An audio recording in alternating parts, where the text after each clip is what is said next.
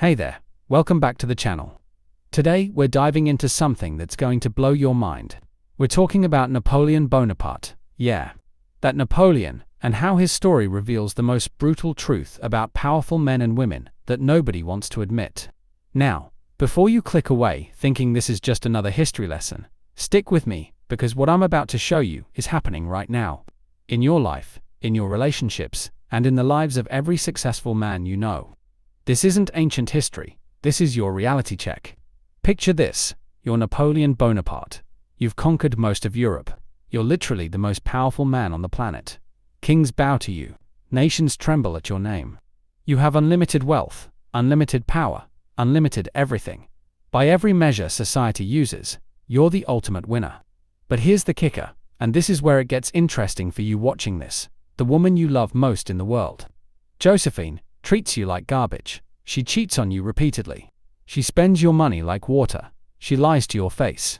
And the more powerful you become, the worse she treats you. Sound familiar? Maybe you're not conquering Europe, but you're crushing it in business, making bank, building an empire, and yet, the women in your life seem less impressed, not more. They seem to pull away as you achieve more, not get closer. What the hell is going on? This is what I call the Napoleon paradox. And guys, it's destroying successful men everywhere. You think success will make you irresistible to women, but it often does the exact opposite. And Napoleon's story is going to show you exactly why this happens and what you need to do about it. See, Napoleon made 3 critical mistakes that every powerful man makes. 3 mistakes that turn your greatest strengths into your biggest weaknesses when it comes to women. And if you're making these same mistakes, which I guarantee you are if you're watching this, then you're sabotaging every relationship before it even starts. The first mistake, Napoleon confused his public power with personal power. Just because you can command armies doesn't mean you can command respect from the woman you love. Just because you can close million-dollar deals doesn't mean you can close the emotional distance between you and her. The second mistake, he thought providing everything meant he deserved everything in return. Napoleon showered Josephine with gifts, titles, wealth beyond imagination. But she still stepped out on him. Why? Because women don't fall in love with your bank account, they fall in love with how you make them feel. And the third mistake, this is the big one, Napoleon became emotionally dependent on someone who was emotionally unavailable. The most powerful man in the world was begging for scraps of affection from a woman who couldn't care less about his feelings. You see, Napoleon's letters to Josephine are painful to read. This world conqueror, writing things like "I love you beyond measure" and "come back to me quickly," while she's literally in bed with other men. It's like watching a lion beg a house cat for attention. But here's what's really going to mess with your head. Napoleon wasn't weak. He wasn't a simp in the traditional sense. He was objectively one of the strongest, most capable men who ever lived. So how did he end up in this position? How do powerful, successful men consistently find themselves being left behind by women who should be grateful to have them? The answer is going to change everything you think you know about attraction, success, and what women really want. And in the next block, I'm going to break down the psychology behind why your success might actually be repelling the women you want most. Alright, so you're probably thinking, wait a minute, women love successful men. Everyone knows that. Gold diggers exist. Sugar babies exist. Women marry for money all the time. And you're not wrong, but you're missing the crucial distinction that's costing you relationships. There's a massive difference between a woman being impressed by your success and a woman being attracted to you as a man. Napoleon learned this the hard way, and chances are you're learning it too. Let me explain what really happens when you become successful. You start believing your own hype. You think your accomplishments make you more attractive. But what actually happens is you start leading with your resume instead of your personality. You become your achievements instead of being a man who happens to have achievements. Think about it. When you meet a woman now, what's the first thing you want her to know about you? Your job, your income, your car, your house, your status. You're basically walking around with a neon sign that says, "Look at what I've accomplished." But here's the brutal truth. That's not attractive. That's transactional. Napoleon did the same thing with Josephine. He kept trying to impress her with bigger titles, more power, more wealth. "Look, I made you Empress of France. Look, I conquered Austria for you. Look at this palace I bought you. But Josephine wasn't thinking, wow, what an amazing man. She was thinking, this guy is trying to buy my love, which means he doesn't believe he deserves it naturally. And that's the trap. When you lead with your achievements, you're subconsciously communicating that you don't believe you're enough, just as you are. You're saying, I need these external things to be worthy of your attention. And women can smell that insecurity from a mile away. But it gets worse. Success often makes men lazy in relationships. You start thinking, I'm successful, I'm a catch, she should be happy to have me. You stop putting in the emotional work. You stop being present. You stop creating the experiences that make her feel alive and excited to be with you. Napoleon fell into this exact trap. As he became more powerful, he became more distant. He was always off conquering something, always busy with the next campaign, always focused on external validation from the world, instead of internal connection with his wife. Sound familiar? Here's what successful men don't understand. Women don't want to be an afterthought in your empire. They don't want to be the thing you pay attention to after you've handled all your important business. They want to feel like they're part of something bigger, not just a trophy you display after you've won. And here's the kicker. The more successful you become, the more options women think you have. So they start testing you harder. They start pulling back to see if you'll chase. They start creating drama to see if you'll prioritize them over your work. And most successful men failed these tests miserably because they don't understand what's being tested. Josephine wasn't testing Napoleon's wealth or power. She already knew he had that. She was testing his emotional availability, his presence, his ability to make her feel like the most important thing in his world. And he failed every single time because he thought his external success should be enough. This is why you see so many wealthy, powerful men with wives who seem unimpressed, distant, or even contemptuous. These women aren't bad people. They're just responding to men who have forgotten how to be men and have become walking resumes instead. The tragedy is that your success could actually be an incredible asset in relationships if you know how to use it correctly. But most men use it as a crutch instead of a tool. They hide behind their achievements instead of standing confidently in their own skin. Napoleon could have used his power to create incredible experiences with Josephine, to show her the world, to make her feel like a queen not because of his title, but because of his attention. Instead, he used his power to try to control her, to buy her loyalty, to compensate for his emotional unavailability. So the question becomes, are you Napoleon, trying to win love through achievement? Or are you ready to learn what actually makes women stay? Because in the next block, I'm going to show you the real reasons women leave powerful men.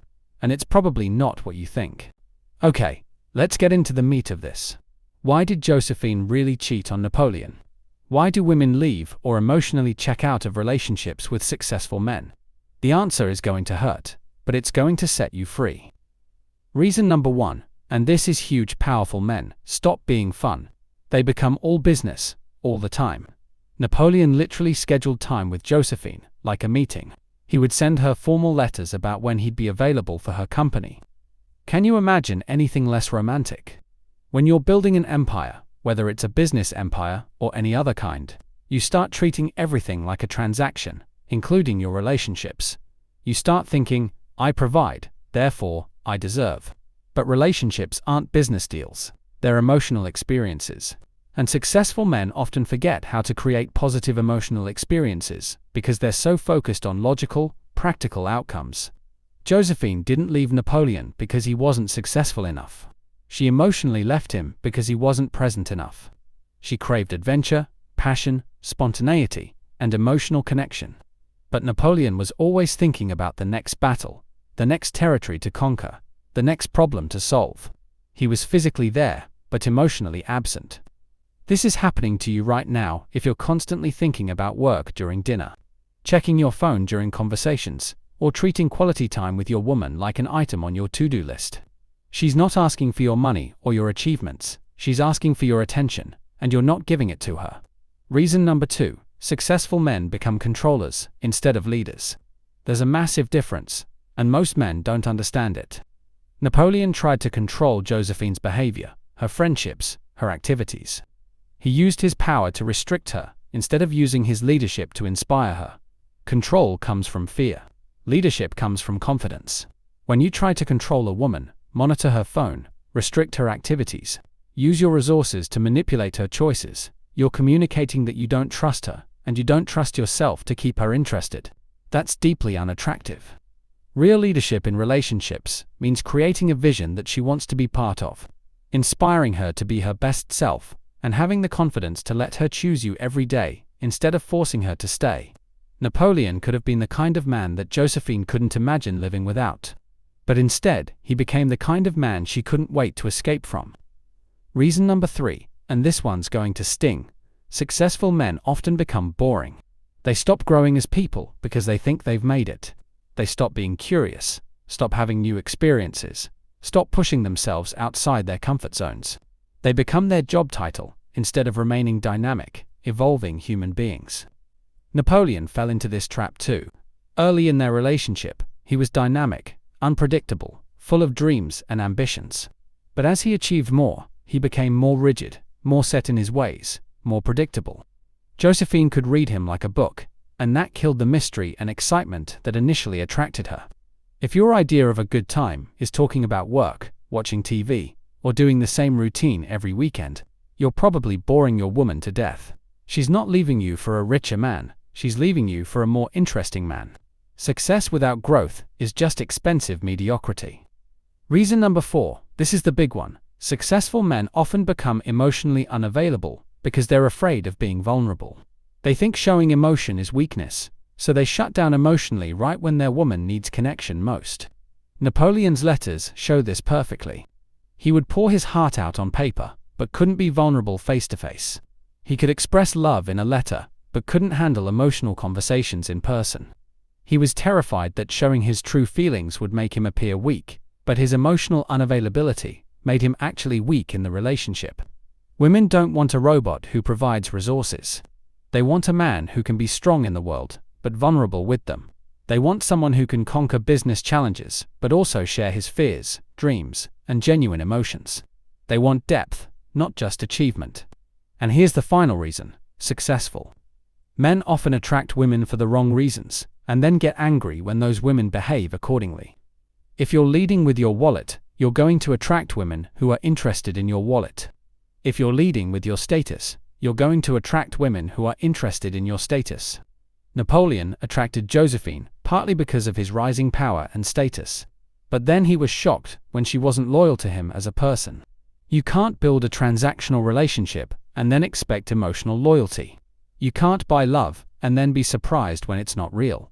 The solution: stop being Napoleon. Stop trying to win through achievement and start winning through authentic connection. But how do you do that? How do you use your success as a tool instead of a crutch? That's what we're covering in the final block. Alright, so you understand the problem. You see how Napoleon's mistakes mirror your own. You realize that your success might be sabotaging your relationships. The question now is, what do you do about it? How do you become the kind of man that women fight to keep, instead of fighting to leave? First, you need to separate your identity from your achievements. You are not your job, your bank account, or your status symbols. You are a man who happens to have achieved certain things.